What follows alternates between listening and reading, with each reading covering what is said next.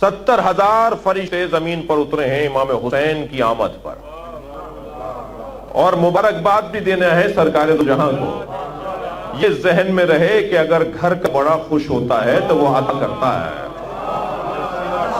سرکار کو سب سے زیادہ خوشی ہے اس وقت کہ میرا حسین میری گود میں آیا ہے۔ فرشتے مبارکباد دینے کے لیے نبی کو آ رہے ہیں، اور صف بند کر قطاریں لگا کر نبی کو مبارکباد دے رہے ہیں، اور نگاہ بھی تو مصطفیٰ کی ہونا جو مادی ہے مگر مجرد کو دیکھ رہی ہے، جو مجرد مخلوق کو دیکھ رہی ہے سرکار کی نگاہ۔ صفیں باندھ کر قطاریں لگا کر فرشتے مبارکباد دے رہے ہیں۔ جب یہ لوگ چل رہے تھے نا تو ایک فرشتے نے جس کا نام فطرس ہے، اس نے آواز دے کر کہا، صلوات پڑھیں محمد و آل محمد۔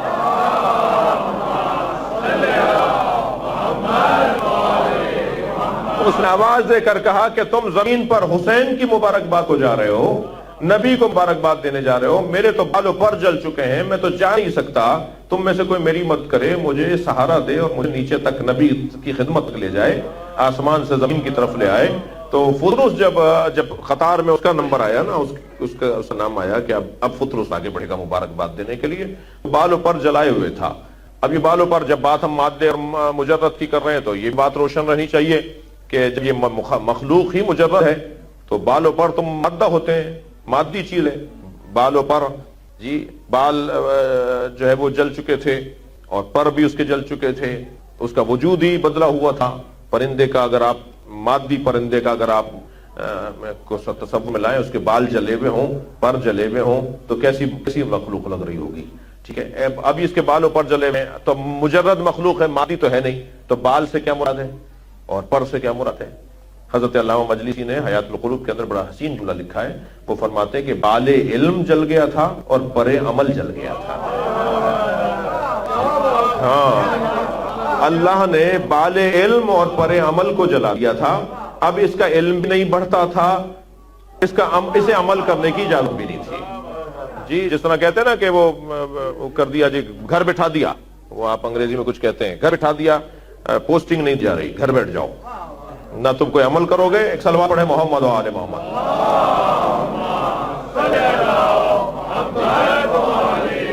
تم نہ کوئی عمل کرو گے، نہ تمہارے علم میں، کلاس میں نہیں آؤ گے، اب کل سے گھر بیٹھے رہو، تمہارے علم میں بھی اضافہ نہیں ہوگا اور تمہارے عمل میں بھی اضافہ نہیں ہوگا۔ اب جو شخص علم کا متلاشی ہو اور جو شخص عمل میں جو ہے وہ مسابقہ اور مقابلہ کرنے والا مزاج رکھتا ہو، اس کی تو وہ موت ہوتی ہے کہ وہ کچھ کر بھی نہیں پا رہا، اس کے علم میں بھی اضافہ نہیں ہو رہا۔ تو فطرس کے بال علم اور پر عمل جل چکا تھا، تو فطرس نے آگے بڑھ کر کہا، یا رسول اللہ آپ کو حسین مبارک ہو، اور نبی کو جو بھی مبارکباد دے رہا تھا، نبی اس کے بدلے میں عیدی دے رہے تھے۔ تو جناب آج بھی ہمیں لینی ہے نا، تھوڑا سا گردن ہلائی، آج عیدی لینی ہے نا ہم سب کو۔ تو نبی مکرم اس کو مبارکباد کے عوض عیدی عطا فرما رہے تھے۔ ہر ایک عیدی مختلف ہوتی ہے۔ اس بچے کو ممکن ہے 5 روپے میں راضی کر لیں، لیکن جو بڑا وہ جو آدمی ہوگا وہ کہے گا جی 5 روپے تو میرا کوئی گزارا نہیں، کچھ اور دیجئے۔ اچھا، جتنا بڑا آدمی ہوتا ہے عیدی بھی اسی کے مطابق ہوتی ہے۔ اگر آپ کی تنخواہ ہو مثال کے طور پہ $1000، اللہ کرے، ٹھیک ہے، اگر $1000 آپ کی تنخواہ اور فقیر کو آپ دے رہے ہو 2 روپے پاکستانی، تو وہ کہے گا کہ بھائی یہ سے گزارا نہیں ہوگا، اتنی تنخواہ لیتے ہو 2 روپے دے رہے ہو۔ وہ بعض لوگوں سے میں کہتا ہوں کہ جب وہ کہتے ہیں نا کہ جی مجھے تم پریشانی کا شکار ہو، صدقہ دے دو۔ مولانا کیا دے دیں صدقہ؟ مرغی دے دیں؟ بھائی 4 لاکھ روپے تنخواہ لے دو، مرغی دو گے؟ میں تو کوئی بیل کوئی اونٹ دینا چاہیے نا۔ تو ہر ایک کی جو عطا ہے، ہر ایک کی جو بخشش ہے وہ اس کے مطابق ہے نا۔ اب مبارکباد دینے والے تو فطرس ہیں، مگر انعام دینے والا تو مصطفیٰ ہے۔ تو سرکار تو اپنی حیثیت سے دیں گے نا۔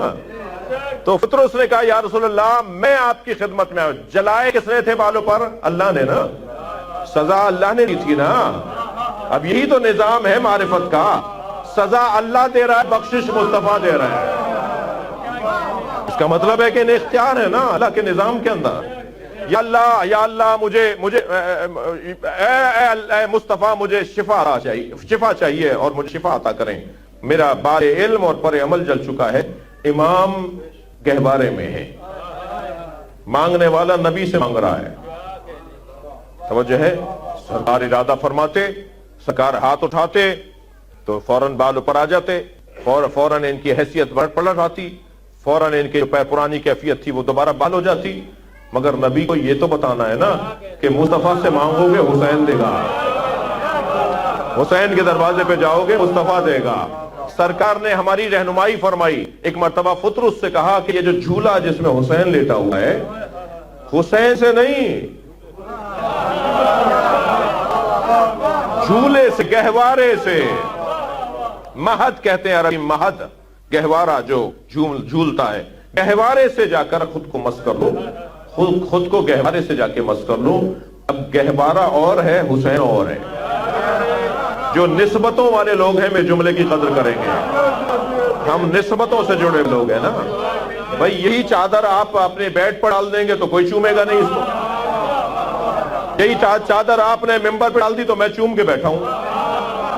وہ کیا فرق ہوا اس چادر میں؟ یہ وہاں گئی تو کوئی اور نسبت ہو گئی، اس قابل ہی نہیں کہ چوما جائے. یہاں آ گئی کوئی اور نسبت ہو گئی، تو معاملہ تو نسبت کا ہے. حضرت، اب میں سنت کے لیے ایک روایت سنا رہا ہوں. حضرت عمر نے ایک دن امام حسن کو اپنے کاندھے پر بٹھا لیا. امام چاہ بھی رہے تھے کہ کیا کر رہے ہیں آپ، کیا کر رہے ہیں، اور ایک دم بٹھا لیا انہوں نے اپنے کاندھے پر. تو اصحاب نے کہا یہ کیا کیا آپ نے؟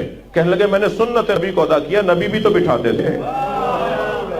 تو یہ بات نسبت. حضرت عبداللہ ابن عمر اس ممبر کو جا کے چومتے تھے جس میں نبی بیٹھے تھے. حضرت امام اعظم ابو حنیفہ نے امام صادق صلوات پڑھیں گے محمد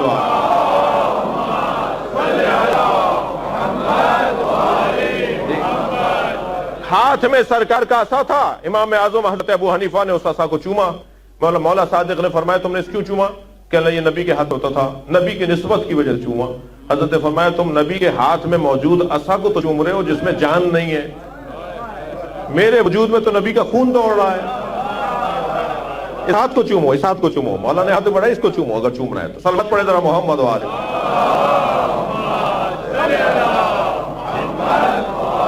ایک اور صلوات مولا صادق کی خوشنودی.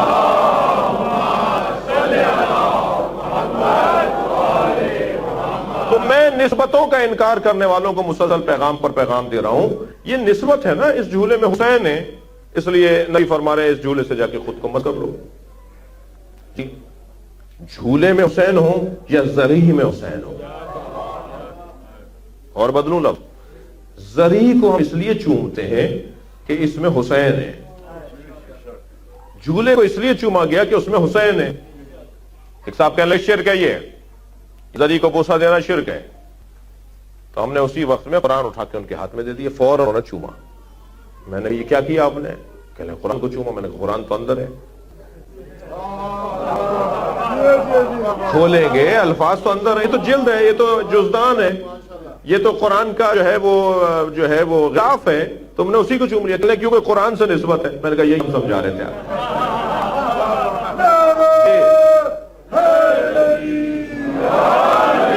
توجہ ہے.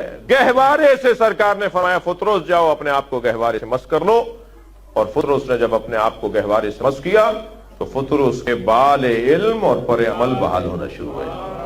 آیا تھا کاندھوں پر بیٹھ کر، گیا ہے پڑوں سے اڑ کر. اور یہاں میرے مولا نبی نے فطرس کو شفا عطا فرمائی بطفیل حسین ابن علی.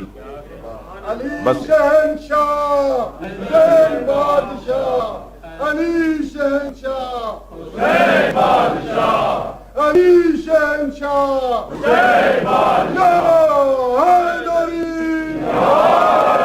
عزیزان گرامی، مجھے اور آپ کو بھی اپنے بال علم اور پر عمل اگر بحال کرنے ہیں، اپنا علم بھی مسلسل بحال رکھنا ہے، اپنا عمل بھی مسلسل باقی رکھنا ہے، تو ہمیں حسین سے خود کو مس کرنا پڑے گا. اور مولا حسین تو بہت بڑا وجود ہے، مولا سے جڑی ہوئی چیزوں سے خود کو مس کرنا ہوگا.